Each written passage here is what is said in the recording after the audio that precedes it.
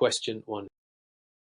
Examining the consequences of incorrect venting practices in combustion systems, consider the following case scenario. Mr. Alvarez is inspecting a gas-fired furnace installation in a retrofit project.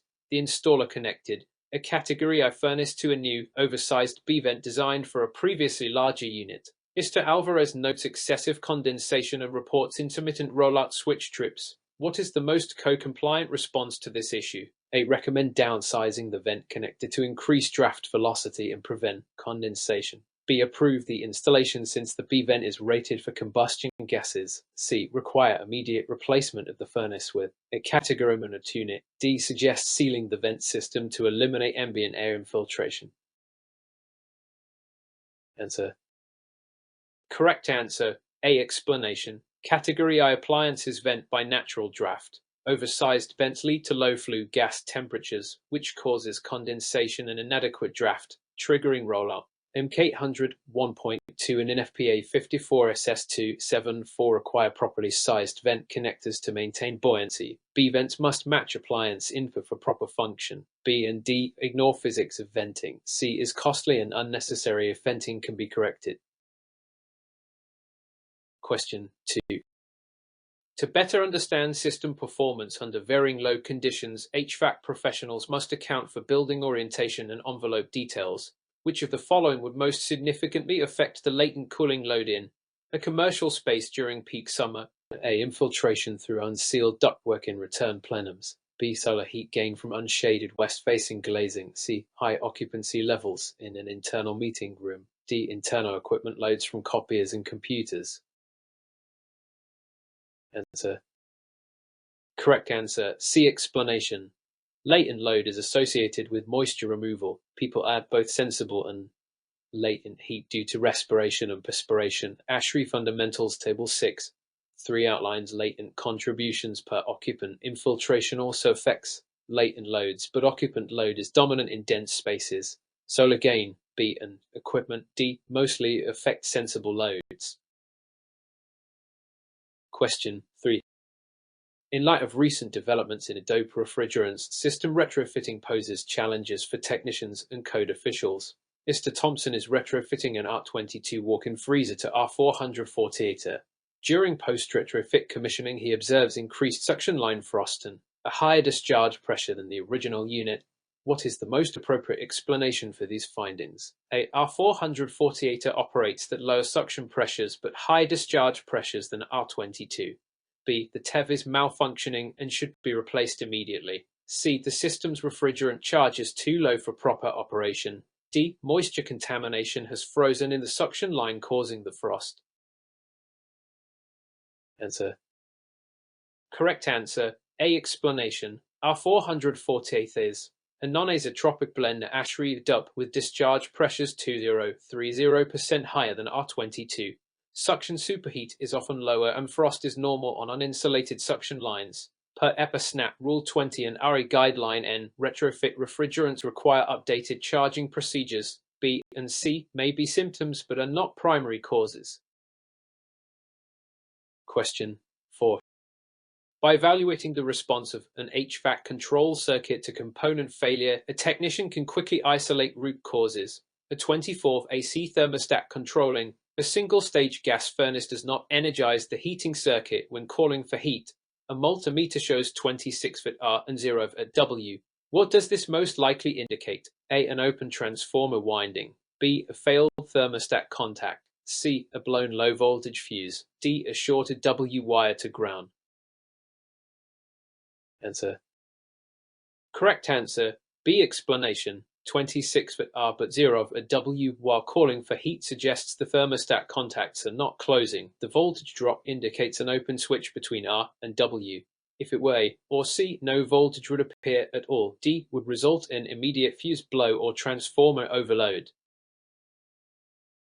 Question 5. From the perspective of ASHRAE 62.1 ventilation requirements, office buildings must maintain minimum air changes and indoor air quality IAC compliance. Which of the following best ensures co-compliant ventilation for a 10-person conference room, 800 FT with no operable windows? A. Installing 100 CFO return grill to the rooftop unit. B. Supplying 100% recirculated air with HEPA filtration. C. Delivering 150 FM of outside air per ASHRAE 62.1 standards. D. Using co-sensor to modulate the system to 400 EPA.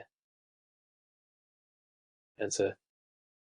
Correct answer. C. Explanation. ASHRAE 62.1 requires specific outdoor airflow per person and per square foot. Offices need 5 cm person plus 0.6 CFT. For 10 people and 800 FT, 50 plus 48 equals 98 CFM minimum. 150 CFM meets compliance. A and B do not address outdoor air. D lacks sufficient baseline control. Question 6. In contrast to head-to-refrigerants, newer depolens often exhibit glide and performance variability in certain components, which characteristic of zeotropic refrigerants presents the greatest challenge when used in evaporators. A. Their flammability increases under low-pressure conditions.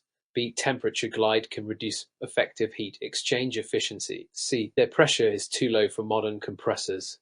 D. Their oil solubility is incompatible with PO lubricants. Answer. Correct answer. B. Explanation. Zeotropes like R407 exhibit temperature glide, meaning they evaporate and condense over a range of temperatures, not at constant temp. This reduces evaporator efficiency and requires subcooling superheat adjustments. ASHRAE Standard 34 and RE Guideline N address this in retrofit and design cases. A is not typical. C and D are false for R407, R448. Question 7. Given the circumstances of an intermittent system shutdown in a rooftop package unit, a maintenance tech reviews lockout records and finds random high-pressure trips. What is the most likely cause of these inconsistent high-pressure cutouts? A. A failing contactor dropping voltage under load. B. A clogged condenser coil or failed condenser fan. C. An oversized metering device causing flash gas. D. Short cycling due to oversized system capacity. Answer. Correct answer. B. Explanation.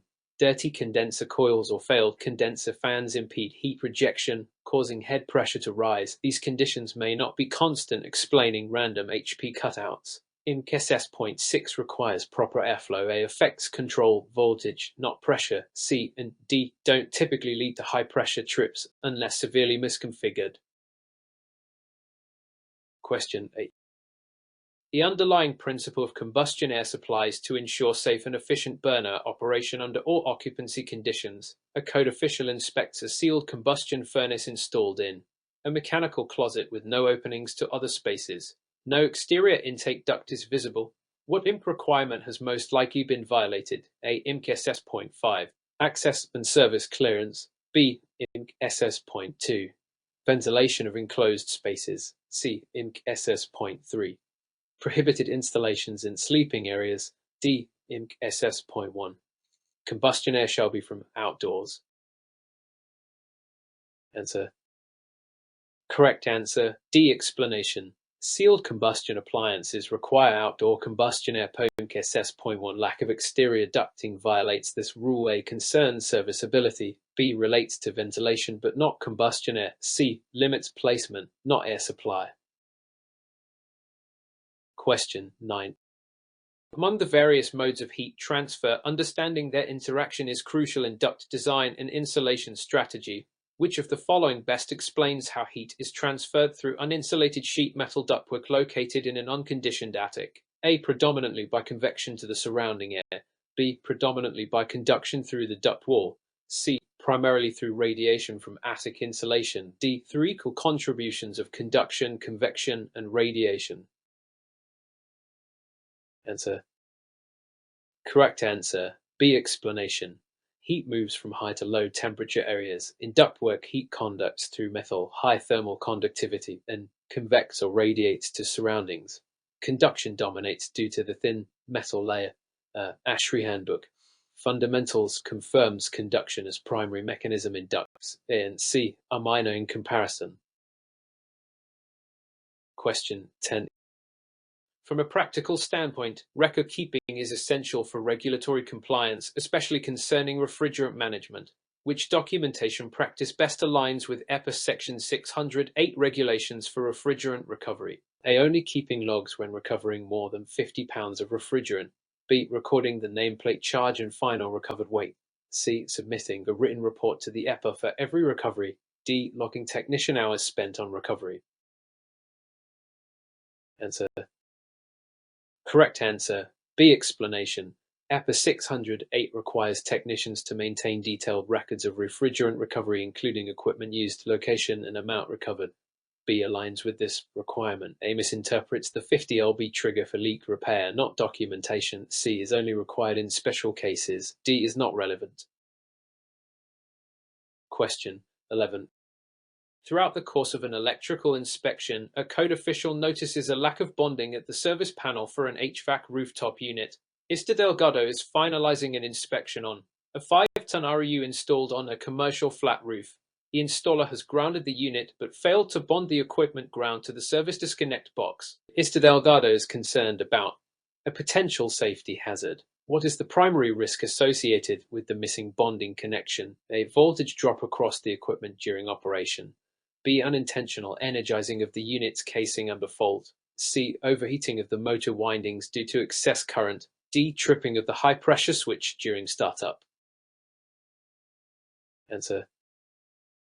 Correct answer. B. Explanation. Without bonding, fault current cannot return to ground, which may leave metallic components energized, posing electrocution risk. NEC Article 250.481 and A3 require grounding and bonding to ensure electrical safety. A may occur but is secondary. C and D are related to grounding issues. Question 12. As a result of improper duct installation in a multi-zone building, several tenants complain about insufficient airflow. During his investigation, Mr. Ibrahim finds that several branch ducts use flexible duct runs longer than 12 feet and sharply bent around framing. There are no volume dampers at the takeoffs. What is the most likely code-compliant corrective action? A. Replace all flex duct with rigid metal duct.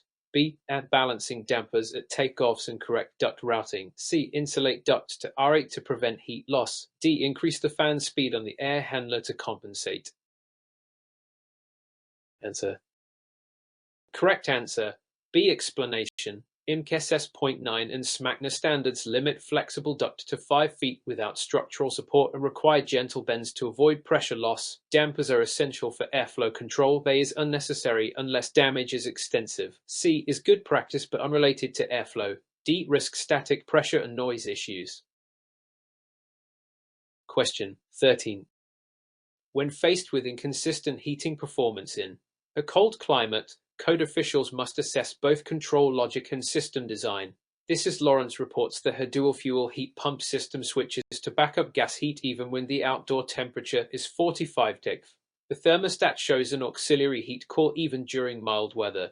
Which system configuration is most likely responsible? A. Failed reversing valve causing premature heat mode. B. Improper balance point setting in the thermostat controls. C. Undersized indoor coil limiting capacity. D. Faulty flame sensor keeping the gas valve open. Answer. Correct answer. B. Explanation. Balance point defines when auxiliary heat engages. The thermostat setting that's too high causes gas heat to run unnecessarily. Dual fuel systems must be correctly programmed per manufacturer instructions, and like SS.1 for efficiency. It affects cooling more. C may cause comfort issues, not aux heat. D is irrelevant unless gas is running constantly. Question 14. Through the lens of electrical diagnostics, understanding series versus parallel behavior is essential when troubleshooting control systems. An HVAC technician finds that 324-zone dampers wired in series do not open when a heating call is sent. Each damper motor draws 0.3 when energized. Why is the circuit not functioning as expected? A. Series wiring increases voltage beyond device tolerance. B. Total current exceeds the VO rating of the transformer. C. Voltage is not sufficient across each damper in series. D. All zone dampers must be wired with ground fault protection. Answer.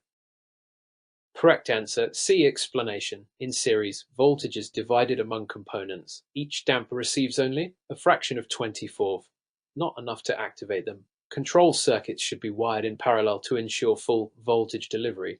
NEC Article 725 and device specs support this. A and D are incorrect. B. Relates to current, not voltage. Question 15.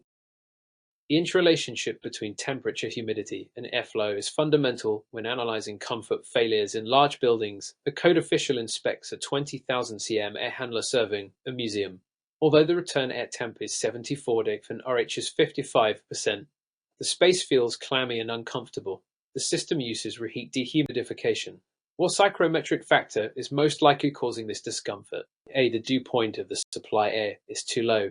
B. The air change rate is exceeding ASHRAE 62.1 standards. C. The mixed air temperature is below saturation point. D. The latent load is not being adequately removed.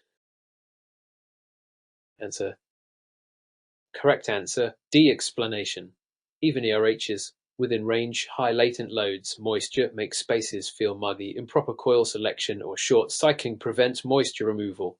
ASHRAE Psychrometric Chart and HVAC Applications Handbook emphasize latent sensible balance. A and C are not relevant to space humidity. B does not directly affect moisture. Question 16. Focusing specifically on energy flow in HVAC systems, understanding how different types of heat interact is key to accurate diagnostics. Which of the following best explains the difference between sensible and latent heat in a cooling application? A. Sensible heat changes state. Latent heat changes temperature. B. Sensible heat is removed by compressors. Latent heat by expansion valves. C. Sensible heat changes temperature. Latent heat changes state. D. Sensible heat affects air pressure. Latent heat affects dew point. Answer. Correct answer, C. Explanation. Sensible heat changes temperature felt on a thermometer. Latent heat causes a phase change like moisture condensing with no temperature change. These principles govern HVAC dehumidification and are represented on the psychrometric chart. A, B, and D misrepresent thermodynamic fundamentals. Question 17. While examining a building automation system, BASA code official notices that economizer operation frequently overrides mechanical cooling during high humidity. Which control adjustment should be considered to optimize HRConquer energy use? A. Increase the differential temperature between mixed and return air. B. Disable the economizer during occupied hours. C. Add a humidity sensor and enable enthalpy control logic. D. Rewire the economizer to only function during unoccupied hours. Answer.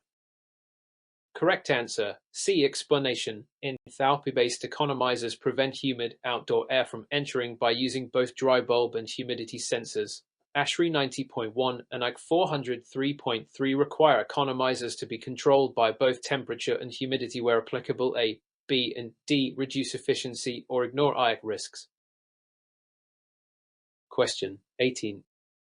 With the advent of variable speed HVAC equipment, proper installation practices have become more critical to ensure equipment longevity. During a system inspection, Mr. Norris discovers that a variable speed air handler is installed with undersized ductwork and a single 12 return.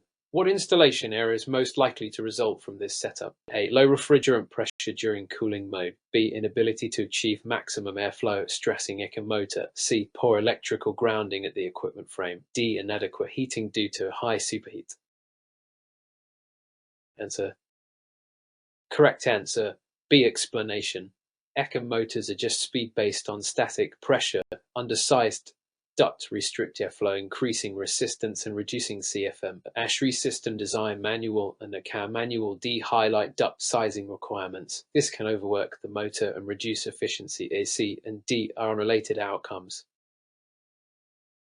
Question 19. The core principles of OSHA and mechanical safety guidelines focus on protecting workers during equipment servicing. A technician is recovering refrigerant from a rooftop unit when a hose bursts due to high pressure. The recovery cylinder was left in the sun, pressurized at 340 psi. Which safety procedure was most likely violated? A. Lack of leak detection equipment. B. Improper grounding of refrigerant scales. C. Cylinder stored above its maximum rated temperature. D. Failure to evacuate below 500 microns before service. Answer. Correct answer, C. Explanation. OSHA 29 CFR 1910 and EPA 608 require storage of cylinders below 125 degrees Sun exposure can drastically increase pressure, risking rupture. High pressure relief valves may not prevent hose failure. A and D relate to leaks or evacuation. B is important but unrelated to overpressure. Question 20. Based on the information gathered during a recovery job, a technician must determine if refrigerant reuse is legal. A contractor reclaims R400 TINA from a decommissioned system and installs it into a different system at another client's location. Which statement best reflects EPA Section 608 compliance? A. This practice is acceptable if the receiving unit is the same type. B. Reused refrigerant must be virgin and sealed from the factory. C. Recovered refrigerant must be reclaimed to RE700 purity before resale. D. Recovery is allowed only for single-family residential systems. Answer. Correct answer, C. Explanation. EPA 608 and RE700 standards require recovered refrigerant to be reclaimed by certified reprocessors before use in a different owner's equipment. Transferring between unrelated systems violates purity and tracking requirements. A is false if B applies to new refrigerant. D misrepresents the rule. Question 21. The fundamental question is how to provide proper combustion air for a newly installed high-efficiency furnace in a sealed utility room. Mr. Kim inspects a mechanical room with a 95% FU furnace installed. The room has no direct outdoor venting, only a small grill to the adjacent hallway. The installer claims the appliance is sealed combustion, so no outdoor air is required. What is the most co-compliant recommendation? A. Require dedicated outdoor combustion air HVACR SS.1 regardless of appliance type. B. Accept the installation because high-efficiency sealed combustion appliances draw air from outdoors internally. C. Mandate installation of 2 permanent openings to the hallway for combustion air. D. Suggest using combustion air from the building return air duct HVACR SS.2. Answer. Correct answer. B. Explanation. High-efficiency sealed combustion appliances categorize raw combustion air directly from outside through a sealed pipe, not from the room. HVACR SS.1 exempts these appliances from dedicated combustion air openings in the room. A and C apply to atmospherically vented appliances. D is unsafe and violates HVACR. Question 22. To illustrate this point, understanding subcooling and superheat is critical for diagnosing refrigeration system efficiency. Technician is Patel finds a system with a 5-deck subcooling and 0-deck superheat at the evaporator outlet. The system shows signs of liquid refrigerant slugging the compressor. What is the most likely cause? A. Overcharged refrigerant leading to flooded evaporator. B. Undersized metering device restricting flow. C. Fault compressor valve causing low compression ratio. D. Excessive superheat causing refrigerant to overheat. Answer. Correct answer, A. Explanation. Low superheat, 0 means liquid refrigerant leaving the evaporator, risking compressor damage. Low subcooling, 5 suggests overcharge or TXB stuck open. ASHRAE refrigeration handbook warns of slugging risk when liquid enters compressor. B. Causes high superheat. C and D do not explain flooding. Question 23. In terms of workplace safety, handling refrigerants requires strict adherence to OSHA and EPA regulations. A newly hired technician is observed bypassing PPE requirements and handling refrigerant cylinders near an open flame. What OSHA standard most directly addresses the hazards involved? A. OSHA 1910.147. Control of hazardous energy lockout-tagout. B. OSHA 1910.134. Respiratory protection requirements. C. OSHA 1910.1200. Hazard communication standard. D. OSHA 1910.303. Electrical safety requirements. Answer. Correct answer, C. Explanation. OSHA's hazard communication standard requires employers to inform workers about chemical hazards, including refrigerants, flammability, and toxicity. Refrigerants are hazardous chemicals, and handling near ignition sources requires awareness, and PPE A, B, and D are important but less directly relevant here. Question 24.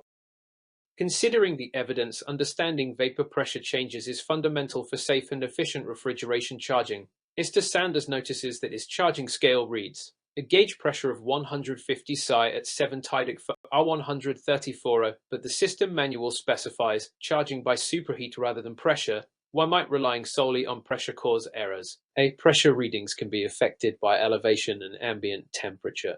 B. Pressure gauges are inaccurate and should be replaced regularly. C. Vapor pressure remains constant regardless of temperature changes. D. Suction pressure does not correlate with system cooling load. Answer.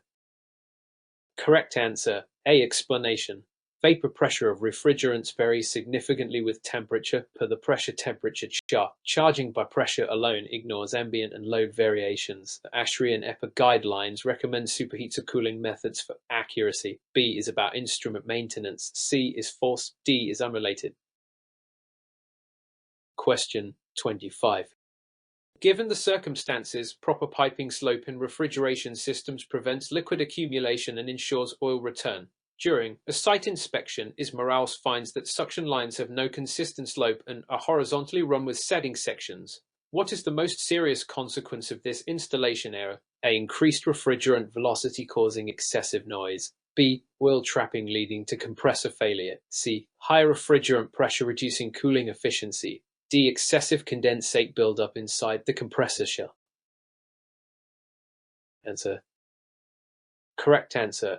B. Explanation. Horizontal and sagging suction lines allow oil to pool and trap, starving the compressor of lubrication and causing premature failure. IMCA manufacturer guidelines require a slight slope 1 for inch per 10 feet to ensure oil return. A. C and D are incorrect or less critical. Question 26. When analyzing the impact of the first law of thermodynamics on HVACR systems, energy conservation principles are paramount. In a closed refrigeration cycle, the total energy entering the compressor equals the sum of energy leaving the compressor and energy lost to heat. Which of the following statements best describes this principle? A. The compressor increases refrigerant entropy without adding energy. B. Energy is neither created nor destroyed. It is conserved in the cycle. C. The compressor decreases system enthalpy by removing heat. D. The system violates thermodynamics when refrigerant pressure rises. Answer. Correct answer. B. Explanation. The first law of thermodynamics states that energy can neither be created nor destroyed, only transformed. The compressor adds mechanical work that increases enthalpy. System losses occur, but total energy remains constant. A. Misstates entropy. C. Is false. A compressor adds enthalpy. D. Misunderstands pressure enthalpy relationship. Question 27. From multiple perspectives, diagnosing intermittent compressor failure requires analysis of electrical and mechanical factors. Lin observes a compressor that runs normally but occasionally trips on overload. After testing, he finds the compressor windings intact and voltage stable. What is the most probable cause? A. A faulty pressure switch causing premature shutdown. B. A failing start capacitor reducing motor torque. C. A shorted thermostat wire causing cycling. D. Low refrigerant charge causing high superheat. Answer. Correct answer. B. Explanation. A failing start capacitor reduces starting torque, causing the compressor to overheat and trip on overload. Electrical continuity and voltage tests may appear normal.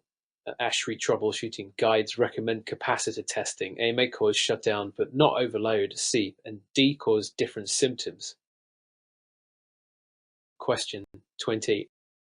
Across different scenarios, transitioning from legacy refrigerants to newer blends poses environmental and safety challenges.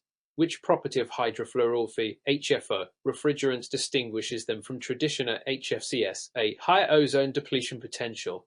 B. Negligible flammability under all conditions. C. Low global warming potential with mild flammability. D. Increased toxicity requiring specialized PP. Answer. Correct answer. C. Explanation. HVACs are designed to have DWN minimal ozone depletion but exhibit mild flammability. The ASHRAE Safety Group EPA SNAP lists and ASHRAE 34 define these properties. A is false. B ignores flammability risk. D is untrue. Toxicity remains low. Question 29. When evaluating the merits of documentation practices, proper record keeping ensures compliance and traceability. Which of the following must be included in a refrigerant leak repair record per EPA section 608? A. Technician's home address and phone number. B. Date the repair was completed and amount of refrigerant added. C. Brand of refrigerant recovery machine used. D. Estimated energy savings from the repair. Answer. Correct answer B. Explanation. EPA 608 mandates repair dates and quantities of refrigerant added to track leaks in compliance. Personal technician info. A. Equipment brand. C. Or savings estimates. D. Are not required. Documentation supports leak detection and environmental protection. Question 30. A key distinction between conduction and convection heat transfer is critical in HVAC insulation design. In a chilled water piping system, which mode of heat transfer dominates heat gain through the pipe insulation? A. Radiation from ambient surfaces. B. Conduction through the insulation material. C. Forced convection inside the pipe. D. Natural convection inside the insulation. Answer. Correct answer B. Explanation. Heat gain through pipe insulation occurs primarily via conduction through the solid insulation. Radiation and convection affect outer surfaces and air gaps, but conduction is the main heat transfer through insulation thickness. ASHRAE Handbook on HVAC Fundamentals confirms this. A, C, and D are less significant.